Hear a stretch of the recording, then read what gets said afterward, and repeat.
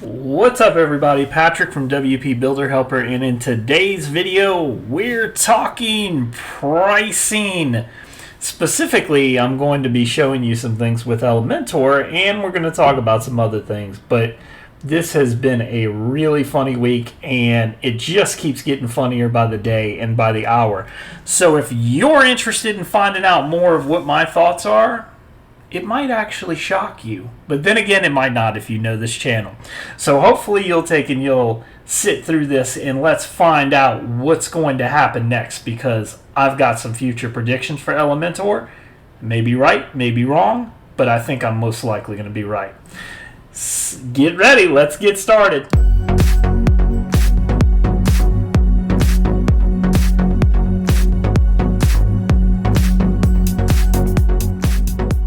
Alright, what's up everybody? It's Patrick again. So here we are, and Elementor is announcing a big shift in their pricing. And I can't say enough that I knew that this was coming. If you look back at some of my older videos, you will see that I had mentioned before that I knew this was coming. I knew it, I knew it, I knew it. Let me explain why. Because number one, it started with taking the VC money. Let me give you a little background to how VC money works, just in case you're not a business person or you're just unaware or unfamiliar with it. However, anyone who has watched any amount of Shark Tank will tell you exactly how VC works, and they'll also tell you that there are some huge drawbacks to taking that type of money. And Elementor has proven this to be the case. So VC money is when you go out and you go get money from venture capitalists or angel investors who are specifically looking to invest in your pricing model. So in this case, Elementor had basically went out and found some investors, and they said, hey, let's take and get some investors in to invest in our company so we can expand our company, and then we can expand again. We can offer better support. We can offer better everything. Here's the problem with venture capital investments. In most cases, the investors get greedy because anyone who has watched Shark Tank knows that they are not going to sit for a small portion of the company. They want large amounts of the company, and they want you to make changes that make more money. The reason why this is an issue is not because of the fact that Elementor's up in their pricing model. So before anyone jumps on me and says, oh, you're one of these people who thinks that Elementor shouldn't up their pricing model, that's not true. I think that the pricing's fine. The issue is not so much that. The issue is the thing you're not seeing. Venture capitalists do this all the time. They will drive businesses into the ground because they want a higher return for their investment. And we're seeing it right now with Elementor. The problem is not this. Today, right now, if you are paying for any of these, then you will keep those. Here's the catch. You're grandfathered into that plan. Here's what they're not telling you. Here's what they're not saying that will probably show up later. If you drop support for 1 year, you miss a payment, whatever, that price is going to go up to the new price that we have here, which is now $49 for one website, okay, $99 for 3, $200 for 25, $500 for 100, and $1,000 for 1,000. Okay, all right. So, not bad pricing. Anyone who's got a web design agency will find that $1,000 is not much. It's a drop in the bucket, and I do agree with most people. If you are charging, it's literally like $1 per license. If you are charging less than that to build a website, then you are doing something wrong. However, that's not where the fight is coming in, and I don't think that that's what people are understanding. This pricing is the first road to Elementor upping the prices for other things. We're already seeing that they offer VIP support, aka live chat, with this. And that tells you right there. They're also starting to offer more web kits. They're offering the expert profile. So essentially, they're trying to get you to buy this. They're trying to get you to buy this. They want you to buy this. The issue is not everybody has this money. The great thing is, yes, you could buy it now, but not everybody wants to be locked in a $200 a year contract for 1,000 sites. And they don't want to be locked out of everything. Basically, people want everything, so they are greedy. So I do understand what's happening. And on Facebook, we're already seeing that. Look at some of these comments, and I want you to tell me what you see that's wrong. So these are just in the Facebook groups. The Oxygen, of course, has never been a big fan of Elementor. And people are saying, all I can say is, wow, all the current users with an active pro subscription keep the same terms for their subscriptions. You know, what's changing the expert plans? And he basically goes over it, and then they've got the comments. Taking $1,000 from customers and then paying 50% to affiliates. Oh, I didn't tell you about that. On the same day that they decided to take and change the prices, or announced that they were going to change the prices, they sent this to all the affiliates. Hey, Patrick, just wanted to give you the heads up that on March 9th, 2021, Elementor will be adding a new studio and agency plans and adapting the expert plan to best accommodate our users' growing needs. These changes will only apply to new purchases. For users with existing active subscription plan, nothing will change. So what's in for you? You get a 50% commission for sale for all 5 packages, up to $500 per purchase. Come on, guys. It's a cash grab. The problem with this whole entire thing that people aren't seeing, and I love some of these comments. Elementor's new pricing sounds like great news for Brizzy. People are getting so pissed off because of this, laughing. And then Brizzy says they should speed up their work and new features. And then, you know, basically every builder is coming out, and they're all just totally. This is on every single forum. They're all talking about it. They're all talking about, you know, everything like that. People are also being kicked out of the Elementor forum for even remotely talking about the pricing or commenting anything that's negative on it, which I also love. The fact that they're going out of their way to take and do this is just fantastic, because it shows how lackluster this pricing is. People who are literally saying, I just don't agree with it, are getting kicked out of the Elementor group. I mean, come on, guys. If you're that hard up and you think that your pricing is that good, and it is, you're the #1 page builder. But let me tell you something. This isn't going to put a huge dent in Elementor, and I don't think it's going to put a huge dent in Elementor. However, it is going to hurt them. Mark my words, it's going to hurt them. And it's going to hurt you too. Let me tell you why it's going to hurt you. It's not going to hurt you for the price. The pricing has nothing to do with this. The problem is VC investors will keep pushing the limits of what they want to get. They won't stop with this. The next thing you know, they're going to come back and they're going to say, you know what, we think we should charge more for VIP support. So now you got to pay $1,500 a year for VIP support if you want VIP support. Oh, you know what, you want more website kits? You're going to have to charge $2,000 a year for more website kits. Oh, you want to be part of the expert level? Let's take and charge this for it. They're not going to stop. The pricing's going to continue to go up.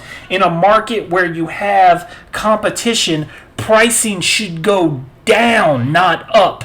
Elementor has only gained users. It's only gained money. It's only gained everything. It's got more users than any other builder on the market from what I know. Probably more users than Divi from what I know. Although Divi's probably a second in command with everything. But it's got all these users. And you look and you say, well, Divi never did this. That's because Divi didn't take VC money. And we've talked about this, and we've talked about this. The angel investors are going to take and bite Elementor in the ass. There's no way to look at this.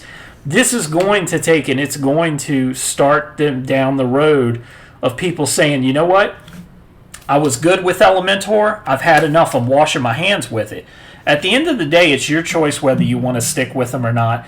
I think it's fair that they're giving you, they're grandfathering you in. However, they still don't say if your grandfather's in, like, do you have to keep paying $200 a month or whatever, $200 a year for this? If you skip or you miss a payment, what happens? If for some reason someone hacks your card on the day you need to take and get an Elementor payment and you can't pay it, what happens then? I mean, they don't say any of that. Are they going to give you some leeway? Are they going to give you this? Or are you going to automatically be bumped into this plan? This sucks, guys. I think that there were too many people. I mean, you go to Fiverr and you can clearly see on Fiverr what's happening. And I think Elementor is responding to it. And I don't think that they're unreasonable for responding to it. I think it's pretty good. But at the same time, you have some people who are basically taking and they're doing Elementor work and they're charging $15 for it. Website with Elementor, $50. So what's happening is, and this is a top-rated seller, he's got 450 reviews. That means that's how many websites that he's built Elementor with, most likely, that he's doing this with. And he's building stuff with Elementor, and I doubt any of these have licenses. So he's creating these, and these are the people who's going to get hurt, because at the end of the day, I mean, they're the ones who are going to be like, okay, I can't afford to take and build Elementor websites because they're probably not licensing the license out to people.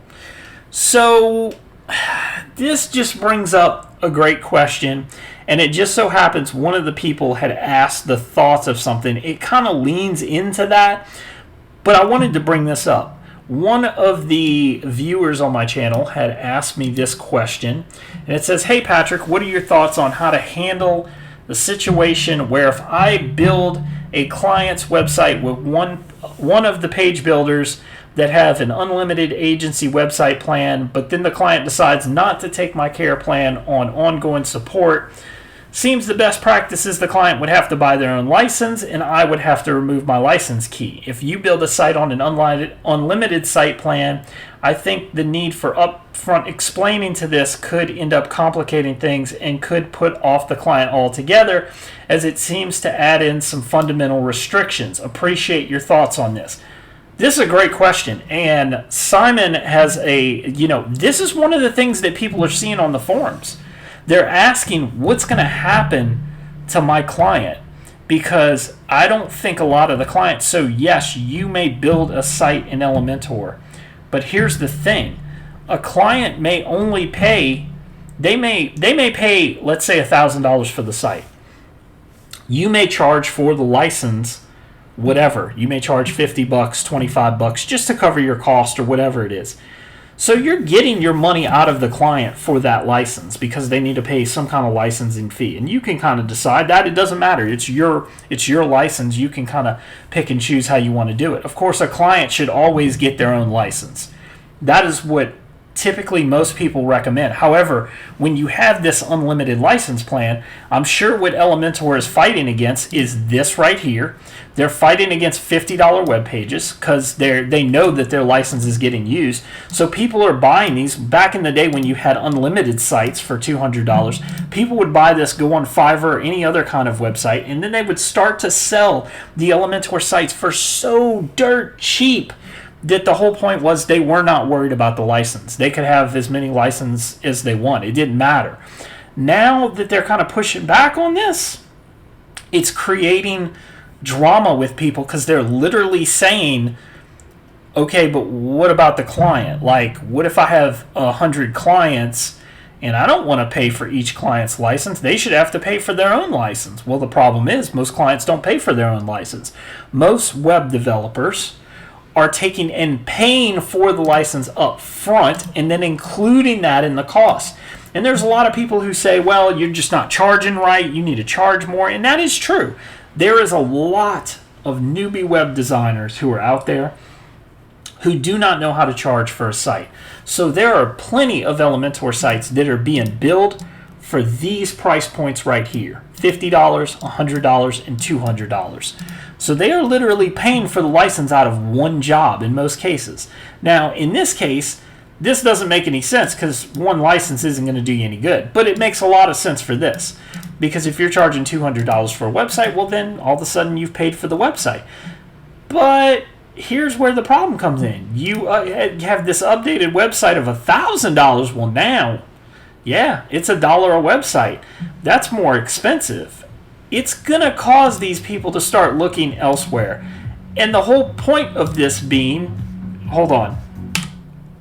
Sorry about that. I had music playing in the background from one of the other channels. So anyway, the point of this being that this is just a cash grab. That's all it is. And I am not so much worried about the pricing. I feel like their pricing is fair, but I think you should let people kind of complain, and you should let people push back on your pricing, because at the end of the day, you need to get feedback from your users. Now, not every user is going to be right, and I'm not saying that you take and you do whatever, but I'm telling you right now, right here and now, and I am predicting right here and now, you mark my words, you watch this video, and you hear me till the end. These venture capitalists are not done. They're not done. They're not finished. And my dog's barking in the background, so just yet another distraction. Sorry about that, guys. They're not done. That's the whole point. They are absolutely 100% not done. They're going to keep up in the pricing game on this. There's going to be other things you're going to have to pay for. They're going to start separating things out. That's how it works. That's how venture capitalists work. They are going to go there and they are going to literally attack Elementor like it is a piece of meat, and they're going to start tearing away. And the customers are the ones who are going to lose, because Elementor right now is the biggest page builder on the WordPress directory. It just is. According to the active downloads, it's the bigger one. You know, we don't know where Divi is, because Divi's not on the WordPress directory. We don't know where Oxygen is. They're not on there. So we don't know where any of these people are. We don't know where they compare. But even if you take and you look at everybody else, Elementor is kind of, they're carving their own path, and they're saying, look, we're worth this. So I'm kind of curious. What is your feedback? How do you feel about this?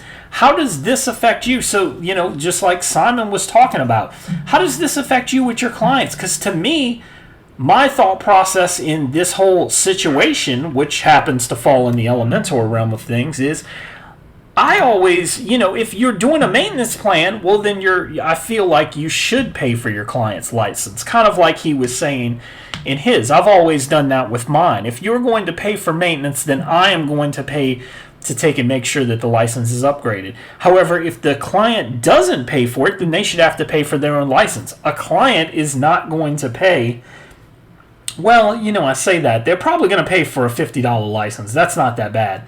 But, you know, the faulty thing of this is assuming that every person who buys a $1,000 license or a $100 license is someone who is a web seller or sells websites. That's not always the case. A lot of people build websites for affiliate sites. A majority of the sites that I build are affiliate websites. And the reason why I would never buy this is because I just don't have the need for it. I'd need more than 3 websites, but I don't need as many as 25. I think that's a little bit much. So to me, there's no sweet spot. You go from 25 now to 100, now to 1,000. Look at the jumps in that. This is 4 times this. This is 10 times this. They're pushing you towards this on purpose. They want you to buy the $1,000 price plan, because at the end of the day, this isn't making them money.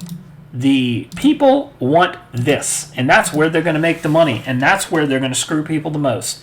And that per year contract, I get it. If you're building enough sites and you are an agency, it totally makes sense. But when you're looking at all the other page builders and they're offering lifetime licenses and they're offering deals that are just way better than Elementor, I think that Elementor has just shot themselves in the foot. That's my personal feelings. I think you're going to end up driving away a lot of people who are probably in third world countries that can no longer afford this builder, and they're going to say, you know what, that's cool. I'll start developing my websites with Brizzy, and I'm going to start developing my websites with Oxygen and Zion Builder and Live Canvas and all these other builders. So I, for one, am happy, because it is going to increase competition, and I am looking forward to it, and I already like so many other builders that I don't even care. I like Brizzy, and I like Oxygen. I like all these other builders that have all their little quirks, but they're not up to the Elementor level of things yet. Because to me, they're just fun to play with. They're fun builders, and I like them, and I'm happy to see the underdogs come out ahead for once. And I think that they are going to come out ahead. You can say what you want, but when you start censoring people and start automatically attacking them and knocking down their comments and taking everything away from them, well, then that tells me right there, you're losing market share, and you're about to lose it. So get ready, and that's just my feelings. What do you guys feel? Do you think I'm overreacting? Do you think I'm stupid? Did I miss something? What do you think? Do you think VC investors are not even an issue? What do you feel?